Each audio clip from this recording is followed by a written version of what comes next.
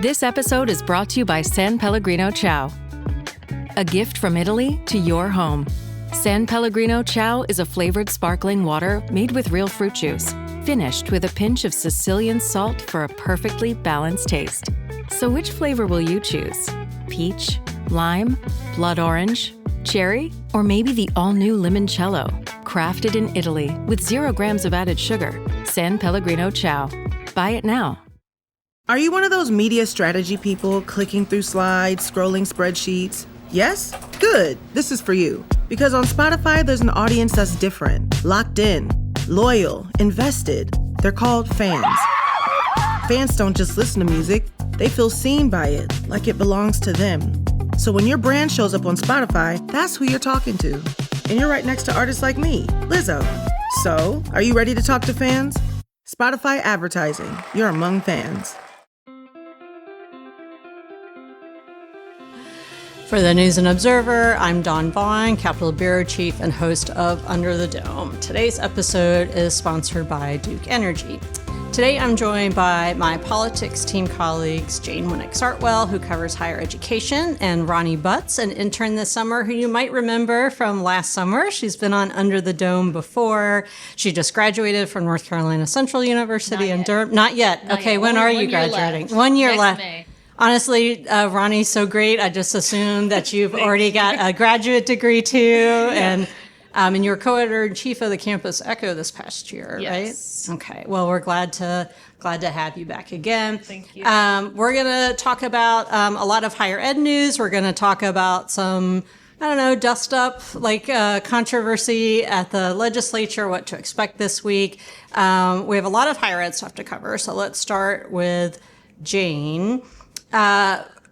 Legislative-wise, we'll start with that. Lawmakers are considering a bill that would make community college free for children of firefighters, police officers, correctional officers. Tell us about that. Yeah, so this is a House bill that they, approved and sent to appropriations. The House Committee for Higher Education did, and it would waive tuition for children of police officers, firefighters, and correctional officers that have more than 10 years of experience. So it's supposed to be an added benefit for the job to make it more appealing. These are the types of jobs, particularly correctional officers, that have large-scale vacancy issues. So any attempt to kind of make it a more enticing offer is something they're considering. Does it, it seems like it would have strong support. Do we know how much it would cost or anything like that? Yes. They said it would cost, I think, $2 million for the state. But there were some questions about, who's not included. Probation officers are one that came up repeatedly. Like, if you're going to include correctional officers, why not probational? Some lawmakers said, well, you're just going to keep increasing the costs. This was supposed to be kind of like a, streamlined thing. But so there was some conversation around that, but it really did seem like it has strong support. I do feel like, especially correctional officers have gotten a lot of attention. Our colleague Esther Francis has been writing about issues there with hiring, and then pay is a big thing. And really just, the time it takes to train someone, you get them in, and then they leave for a better paying job or something else. So I guess this is another way to try to retain those employees, and same with police and firefighters, right? Yeah, it's a stressful job with long hours, and they're having trouble, keeping people on the job. Okay. Other legislation, the UNC Omnibus is working its way through. It looks like the House and Senate both passed it. Looks like the House might have to sign off one more time after the Senate changed it. What's the main stuff that people should know about this? And it doesn't seem like anyone's opposed to it. The votes have been pretty supportive. Yeah, it's not a super controversial bill. The main thing it does is provide some pots of money for schools to do some capital construction projects. There's $295 million for NC State to start its campus redevelopment known as Kate's West.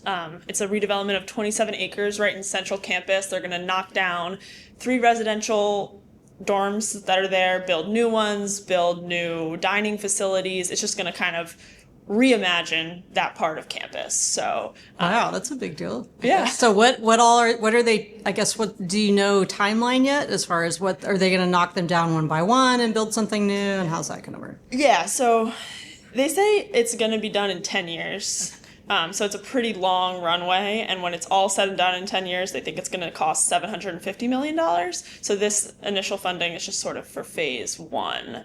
But there's also some other high-profile demolitions going on at NC State that have nothing to do with this, including Poe Hall, which was, is a hot button issue because people who worked and studied in the building, some say that the PCBs there gave them cancer. So it's been a big story for many years, multiple lawsuits surrounding this. Now the school says they have permission from the EPA to demolish it this summer, and work is starting now on that.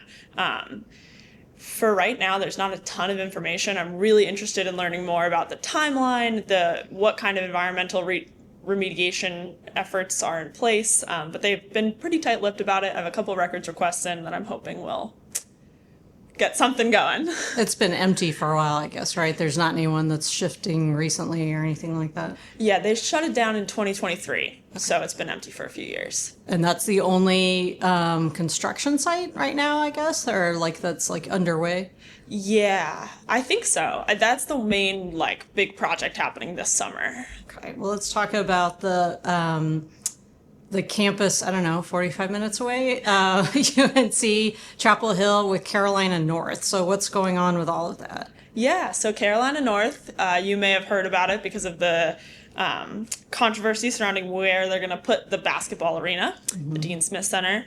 But yeah, it's a big satellite campus that UNC is picturing will be built on the old Horace Williams Airport tract, which is about 1.5 miles north of campus, and things are actually moving on this after decades of it being an idea for UNC. There's a committee, an advisory committee that had its first meeting last week that I went to, which was really fascinating, just how many people from so many different walks of life care so deeply about this development, including people from the town and people from the university and people, real estate and sustainable development and all this stuff people care about. It was fascinating conversation. What were some of the main things that people were concerned about or was important to them? Yeah, there was a number of concerns raised about whether it will feel more like a part of campus or more like a part of the town. I think there's Chapel Hill residents who feel sort of isolated from UNC as it is now, that they're not a part of the university or they're not welcome on campus. That's a sentiment that I heard expressed. And so there's a lot of residents that are concerned, if they do develop this, will it have a public-facing identity? And will it be a place where everyone can go and hang out? And the answer is yes, they're trying to do that. They'll have workforce housing and retail and services that are for everyone, not just for students, even though the lion's share of the satellite campus will be for academic instruction and student housing. It is different with the Triangle since Chapel Hill is, it's a large town, but also smaller, obviously, compared to the state capital here in Raleigh or Durham, which has, multiple colleges in it. And I guess what was your time at Ronni and CCU? How would you describe kind of those town gown relations between city council and county commissioners and then the NCCU campus? Did it feel the campus was very separate? Did people ever talk about local government there or how that plays out? There's definitely groups of students that are really civically engaged in that way, that are talking about local government. I don't think most students may be thinking that way, but because Central has so many alum that are connected that work in Durham city government or Durham County government, there definitely is that connectivity there, especially because the mayor, Leah Williams, is a double alum from Central, and so many other members of the city council. So there definitely is a connectivity there. How much students feel it, I'm not sure. Mm-hmm. All right. So what's the next thing back to UNC with Carolina North that we'll be saying? Yeah, they've started contracts with multiple outside companies that are helping the university with place strategy and master planning, and they're going to hire a design partner. So there's a lot of outside companies working on it now. The advisory committee will continue to meet, and people will continue to be extremely concerned about the basketball arena. That's right. I feel like we should mention, because Hubert Davis, if we can just fit him into every conversation about the Dean Dome, and he played for the Knicks, and the Knicks just won, so Knicks just won. So just wanted to throw a little, sports crossover in there. All right, we need to take a quick break. We'll be right back. This message is sponsored by Duke Energy. Duke Energy is meeting North Carolina's growing energy demand through a stronger, more resilient grid. That's why we're making strategic infrastructure improvements and implementing self-healing technology to avoid outages and minimize disruptions, all while keeping costs as low as possible. To learn more, visit duke-energy.com/NCFuture. This message is sponsored by Duke Energy. You're listening to Under the Dome. I'm Capitol Bureau Chief Dawn Vaughan, here with higher ed reporter Jane Sartwell and politics intern Ronni Butts. There is no state budget yet. We're, as of 11:34 a.m. on Monday, June 15th, as we're recording the episode y'all are listening to on Tuesday or later. This was supposed to be state budget week, but I feel like I'm not the only one who has said this. Many people have said it's the Peanuts comic strip of Lucy and Charlie Brown and the football. We get our hopes up when something is happening, and then they pull the ball away. This was the week that everyone was optimistic about, including House Speaker Dustin Hall and Senate Leader Phil Berger, when they already announced the big stuff that they agreed on. So that was, I think, more than a month ago now, the amount of raises and the tax cut policy, which has been the main reason that the budget has been a year late, because they're arguing over money, and that's what the budget is about. We'll probably see some policy in there because that's what they do. So maybe that's what they're haggling about now. We don't know. They agree on a lot of things, but it looks like this will not be the week that the budget airplane lands. It is still 2 weeks until the end of June, if that's the goal, which I've seen. I was off at the end of last week, but I saw others reporting about what Hall and Berger said and their hopes for when this budget is actually going to happen. So it could be next week, could be the week after, which is the very end of June, leading up to the 4th of July, or it could be, we've been here before. Don't make any bets on it. So what is also budget related, this is my segue to Ronni to talk about the story that you wrote about Senate Minority Leader Sidney Batch, Wake County Democrat, and House Representative Vernetta Alston, Durham Democrat, put out a video about the late budget that had some resulting controversy. So tell listeners, if they're not already aware, what this was. Yeah, so the video was posted on Representative Alston's social media last Monday, and this was a video parodying Key and Peele's Obama anger translator skit. Viewers may have seen a version of this when Keegan-Michael Key did this performance at a White House Correspondents' Dinner many, many years ago when Obama was still in office. And so the video featured Representative Alston and Senate Minority Leader Sidney Batch. Sidney Batch was the anger translator, and Representative Alston described their frustrations in a much more calm tone. But the controversy arose because Senator Batch used a lot of profanity in the video to describe her frustrations about the Republican-controlled legislature that still has not produced a budget.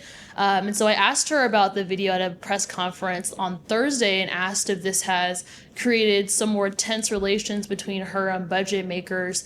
And she didn't directly answer that question, but she did say that her and other Democrats have been entirely shut out from budget negotiations. So I'm not clear on if there's tension directly between her and budget writers. However, there was some tension between her and Republicans in general. With the House Majority Leader Brendan Jones. Yes. So on Thursday morning, Representative Jones posted a statement on his Twitter calling for House Minority Leader Robert Reeves to discipline the members of his caucus.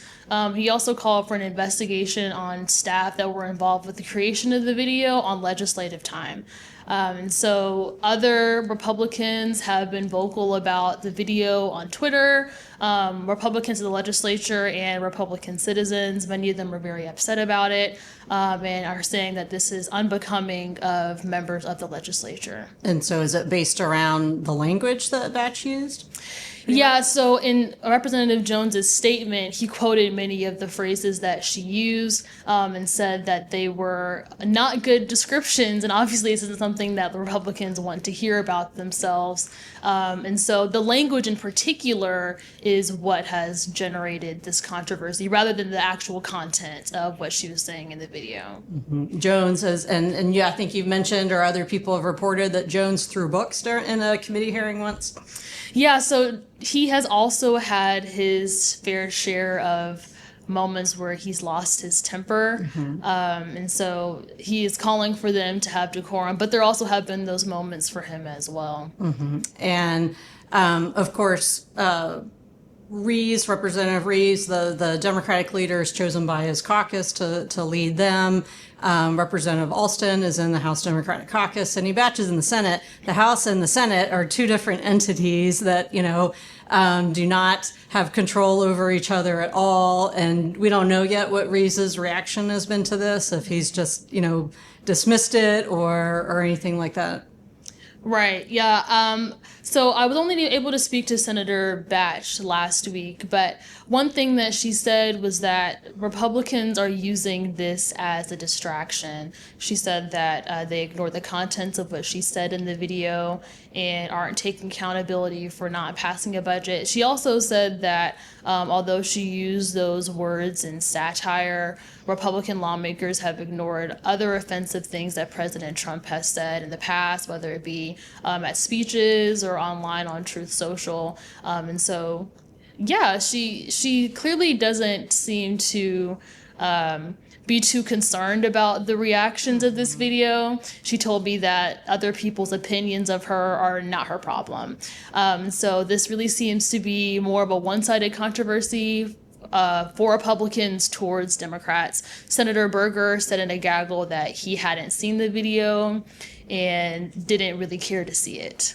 So he's staying out of the fray, I guess. Yeah, so there's various opinions going on here, yeah. Okay. All right. I want to talk about two other higher ed things quickly before we move on to Headliner of the Week that have had controversy. Jane, there's tenure with the gender studies professor. Or they were denied tenure? Sure, yeah. A professor who was hired to teach women's and gender studies at UNC Chapel Hill was denied tenure by the Board of Trustees in their May meeting, which has generated a lot of controversy. Out of, I think, 33 candidates, she was the only one denied. And there's just been a lot of campus outcry about how this seems like it was a political move, and the trustees responding and saying, like, that's just such a blatant mischaracterization. We looked at the financial return on investment of this hire and it didn't pan out for us. But it's also raised questions about what the role, which these questions were already being raised, but it's intensified the line of questioning around what is the role of the Board of Trustees in tenure.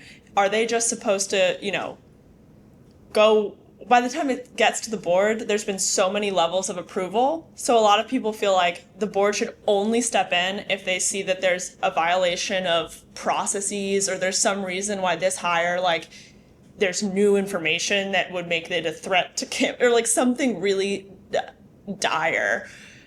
But the Board of Trustees doesn't seem to see their role that way. They see it as like, no, we are making the final decision and we're allowed to say no if we feel like it's a no. So that's just a hot button issue. I spoke to the professor who was denied on Friday, and I hope to have a more comprehensive write-up on that coming this week.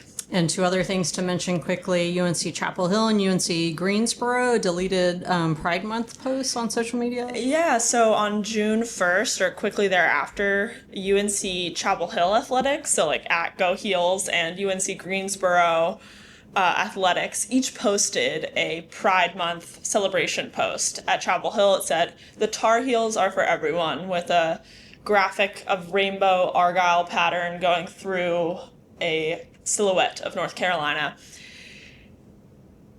Some conservative activists were upset about the posts. Other people celebrated the posts. Regardless, both posts are now deleted upon guidance from the UNC System office for violating the system's equality policy, which replaced policies mandating DEI practices back in 2024. The logic basically goes under the equality policy that if you're going to celebrate a holiday like that or an observance, you have to celebrate all observances equally. You can't single out one observance and celebrate it above the others under the policy. But the effect of it, deleting those posts, was super controversial. For many people, it felt like just an interesting choice. So. Okay. We are about out of time. Let's go through our headliners quickly. Ronni, what's your headliner of the week? My headliner of the week is just looking into property taxes. There's been a lot of talk about property taxes in the last couple weeks. Several bills going to the General Assembly and potential amendments or an amendment that will be on voters' ballots. I know you're covering something for property taxes as well, but I've had to do a lot of catching up to understand how it all works. And so that is my headliner of the week. Okay. Well, I'm always happy to have someone join me on the taxes beat. Speaking of Senate Bill 889, the property tax reappraisal moratorium is on Stein's desk. So I'll be covering that this week as well. My headliner is high school graduations in downtown Raleigh and the Wake County Public School System. They are churning these out all day long, 8 a.m., 10 a.m., 12, 2, 4, 6, 8, I believe, between Memorial Auditorium and the Raleigh Convention Center. I was here on Friday to watch my son graduate from Leesville Road High School, and I'll tell you, they have that whole process just like, well-oiled machine running. The one thing I don't like is that before they let the families in, you have to stand outside on the block downtown, which was a bit much in the heat, especially for grandparents and such that were there. But they had that running like a tight ship. It was great. So shout out to everybody who graduated. All right. The big headliner of the week, as we record this on Monday, that happened last night. Jane, take us home without the show with your headliner of the week. The Carolina Hurricanes have won the Stanley Cup Championship Finals.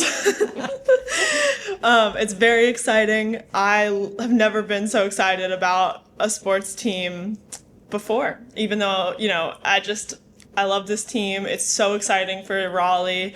I was there. I was covering some of the games in person at Lenovo, and then last night I went to the Red Hat Amphitheater watch party, and just seeing everyone be so elated and excited. It was just an incredible experience to be a part of.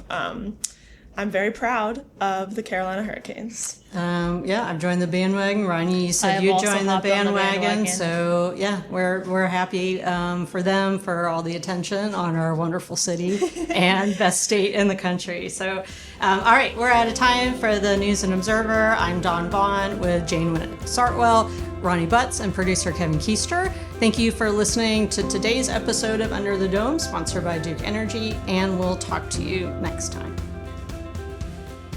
For more from our politics team, subscribe to the News and Observer at newsobserver.com/subscribe.